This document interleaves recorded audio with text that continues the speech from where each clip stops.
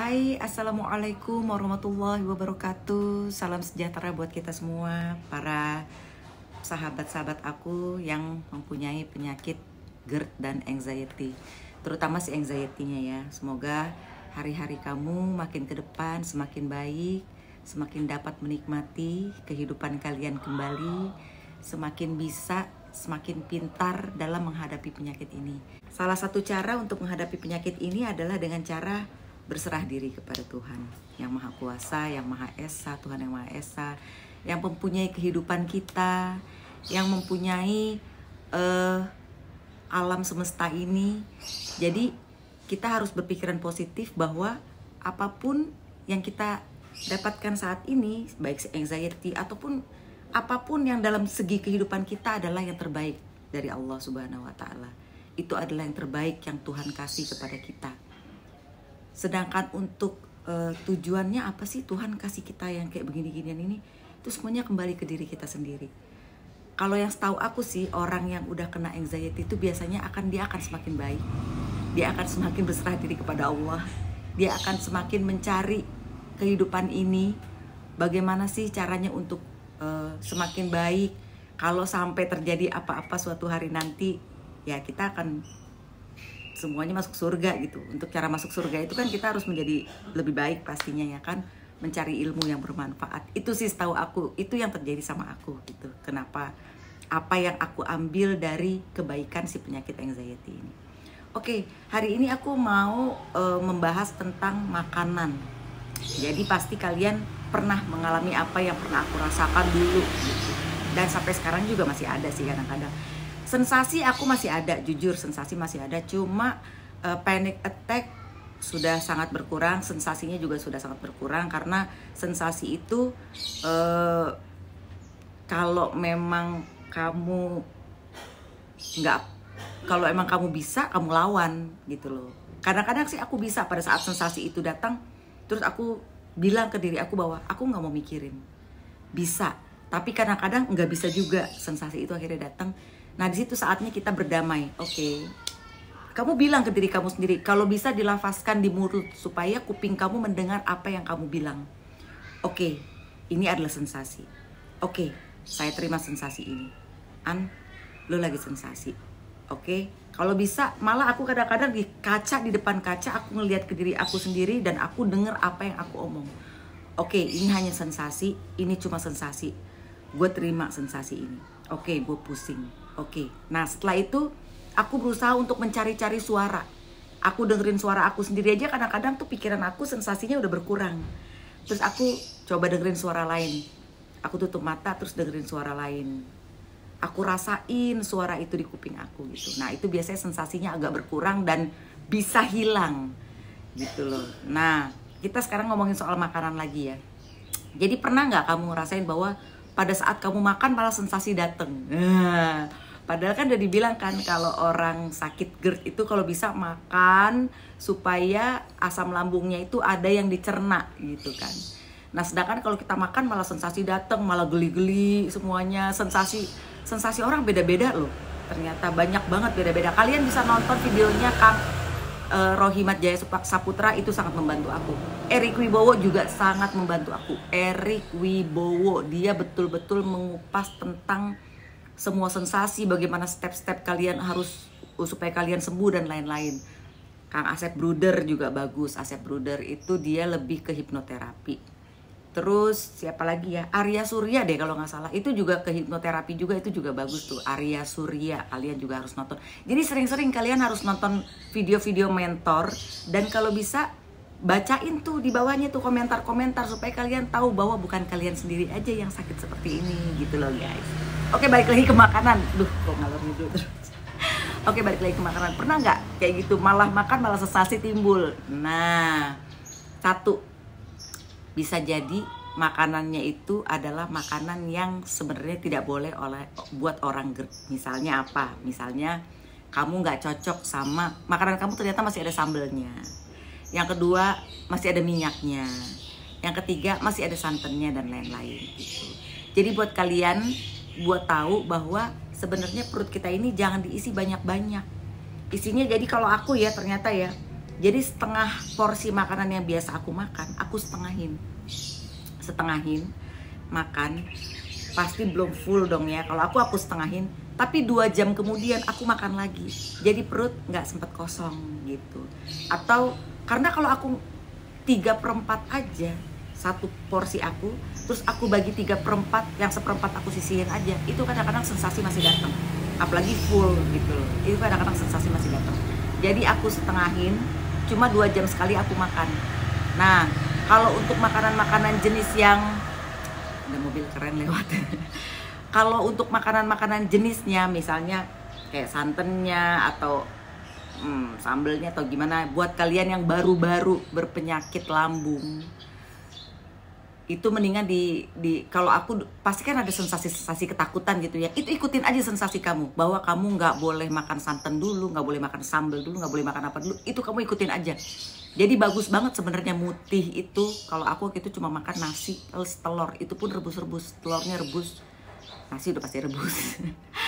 Nasi ditanak ya, bukan direbus. Oke, nasi plus telur putih itu. Jadi aku waktu itu malah dibikin agak ngebubur, jadi 3/4 nasi. Jangan bubur banget ya. Bagusnya kalau menurut aku sih 3/4 nasi gitu. Jadi taruh aja di rice cooker kecil. Kamu punya rice cooker sendiri, beli rice cooker kecil, supaya kali aja keluarga kamu yang lain kan nggak doyan juga nasi benyek kayak begitu kan, nggak enak gitu. Jadi emang ikutin aja dulu parnonya kamu. Kalau menurut aku sih ya, makan yang bener itu kan baik juga buat kita. Nggak makan minyak, nggak makan sambel, melatih diri. Apalagi aku dulu ya makan sambel, aduh gila banget, bener-bener sampai kata temen aku, tukang bakso, sebenarnya kalau lewat rumah lu tuh nyesel tau. Makan sambelnya itu kebanyakan. Jadi kan itu bagus juga ya buat kita ya, untuk melatih mulut kita untuk nggak baal lagi sama sambel gitu loh. Jadi makan sambelnya nanti cuma sedikit. Nah, setelah itu makan setiap 2 jam sekali. Kalau setelah kamu udah agak enakan, udah agak sembuhan, kayak aku sekarang udah nggak ada masalah sih makan pakai rendang gitu loh. Tapi jangan bumbunya jangan banyak-banyak juga kali ya kan. Kayak aku kan baru 4 bulanan ini anxiety. Nah terus makan sambel ada juga, tapi ya sambel yang kalau si bibi aku bikinnya sambel yang nggak terlalu pedes. Aku juga ngerasa aku aja yang udah nggak baal aja mulutnya, ngerasa bahwa sambal yang dia bikin tuh nggak terlalu pedes gitu loh. Kayak teri sambal, dia bikin telur sambal tapi nggak pedes. Aku juga ngerasa cuma buat puas diri aja bahwa ada rasa gitu loh gitu. Nggak apa-apa sih sebenarnya gitu. Tapi setelah kamu udah yakin ya bahwa kamu udah nggak terlalu GERD-nya nggak terlalu oke lagi, karena sebenarnya GERD itu cepet banget loh sembuhnya, 2 minggu juga sembuh. Jadi gini, aku baru sadar bahwa sebenarnya aku udah berpenyakit GERD ini udah bertahun-tahun guys. Udah bertahun-tahun aku berpenyakit GERD. Cuma si anxiety ini baru datang 4 bulan terakhir. Itu masalahnya. Jadi aku baru sadar bahwa oh iya dulu gue yang namanya cairan keluar rasanya sakit di tenggorokan itu, aduh itu udah bertahun-tahun lalu juga aku udah pernah ngerasain. Cuma intensitasnya nggak sering gitu loh. Misalnya sebulan sekali atau berapa, tapi kan sembuh gitu loh. Sebenarnya nggak terjadi apa-apa gitu sebenarnya. Dan makanya kita harus yakin bahwa ini tidak berbahaya. Memang penyakit asam lambung itu tidak berbahaya. Jadi kalau orang bilang naik ke jantung sehingga terjadi apa-apa sama orang yang berpenyakit asam lambung, kita baru harus menyadari bahwa salurannya itu, bahwa gini, asam lambung itu kan sifatnya kan membakar gitu. Jadi kalau orang yang benar-benar katanya endoskopi, katanya aku sendiri belum pernah endoskopi, yang sampai naik ke atas gitu tuh, cairan yang panas itu, yang panas dan tidak mengenakan itu, asam itu naik ke atas. Kalau di endoskopi ternyata tuh lorongnya itu yang bekas si asam lambungnya naik itu katanya si hitam gitu loh. Dan itu bisa sembuh dalam waktu 4 hari gitu. Ada yang bilang 2 minggu paling lama, 4 hari udah sembuh sebenarnya. Kebayang gak sih kalau memang itu bersatu salurannya dengan jantung kita udah kebakar kali ya kan. Jadi kamu harus menyadari itu bahwa salurannya itu berbeda. Jadi jangan sampai parno tentang hal itu gitu. Jadi kembali lagi ke makanan. Jadi gitu ya guys ya, makanan itu jangan makan banyak-banyak. makan kalau bisa setengah. Tapi kamu coba juga, itu sih aku ya, coba lihat kalian coba aja, coba setengah setiap 2 jam makan, aman apa enggak gitu. Setiap 2 jam makan, setiap 2 jam makan, apa aman apa enggak.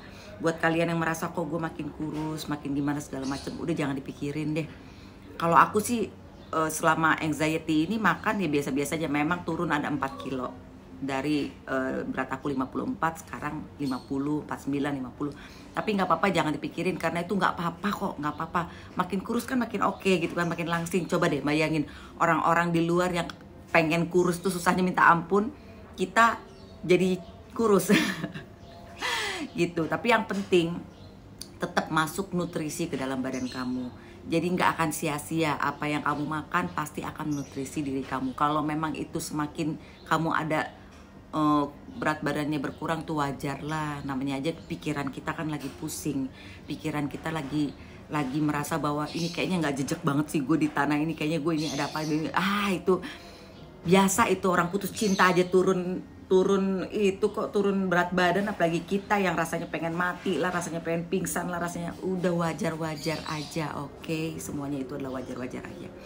Oke guys, sampai di sini dulu, jangan panjang-panjang juga nanti kalian bosan. Jadi itu ya tentang makanan ya.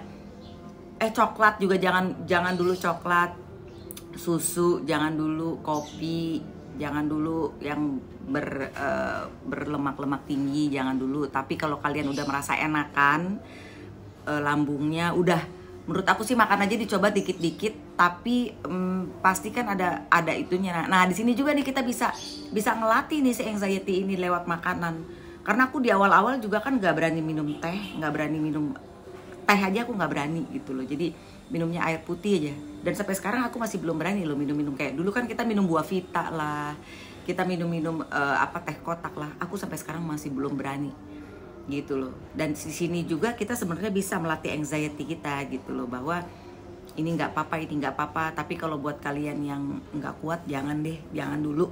Semuanya harus dilatih di awal. Dan yang paling utama adalah berserah diri kepada Allah. Berserah diri kepada Allah. Aku sering sih berserah diri kepada Allah ya, alhamdulillah belum meninggal. Dalam artian aku menyadari bahwa semua itu memang Allah yang punya kuasa, Tuhan yang punya kuasa gitu loh. Apapun yang terjadi, bahwa aku di awal tuh parah banget deh. Sholat aja takut mati. Padahal orang banyak yang mau mati dalam keadaan sholat gitu kan. Itu kan berarti kan anxiety. Itu sesuatu yang sebenarnya apa yang kita takutin gitu loh sebenarnya gitu. Jadi kayak kalian mungkin pergi ke gereja, sampai di gereja ketakutan mati. Sebenarnya kalau ditanya-tanya sama orang-orang yang yang sehat kan, mati dalam sholat mereka bilang bagus banget, mati di tempat ibadah mereka bilang bagus banget gitu kan gitu. Sedangkan kita menjadi ketakutan, itu kan aneh sebenarnya. Dan sampai sekarang aku juga masih kadang-kadang masih ada rasa takut itu. Cuma caranya aku adalah dengan cara kuping konsentrasi dengan apa bacaan kita. Kuping konsentrasi dengan apa bacaan kita. Misalnya nih lagi sholat, a'udzubillahi minasyaitonirrajim, kupingnya dengerin kita, suara kita. Jangan dibiarin kemana-mana tuh pikiran. Dan itu melatih kehusyuan juga. Selama ini aku malah juga sholat jarang bisa khusyuk bener-bener. Sekarang setelah aku menyadari bahwa kuping harus dengar apa yang kita omongin, alhamdulillah sholatnya jadi khusyuk. Jadi banyak sebenarnya yang Allah mau kasih kita pelajaran dalam penyakit anxiety ini. Jadi ambil penyakit anxiety ini sebagai adalah sesuatu yang terbaik yang Allah kasih. Sesuatu yang terbaik yang Allah kasih. Anxiety ini adalah sesuatu yang terbaik yang Tuhan kasih kepada kita, supaya kita bisa supaya kita kehidupan kita semakin lebih baik, membenahi diri kita sendiri gitu. Oke guys, sampai di sini dulu. Semoga ini menjadi video yang membuat kalian nambah semangat untuk menghadapi si anxiety ini. Kalau kalian bisa melawan, tapi kalau kalian tidak bisa melawan, terima anxiety itu sebagai penyakit anxiety gitu ya. Oke, sampai di sini dulu. Assalamualaikum warahmatullahi wabarakatuh. Jangan lupa di like dan di komen supaya kita sama-sama bisa mengedukasi sesama penyakit anxiety ini. Oke, thank you. Assalamualaikum warahmatullahi wabarakatuh.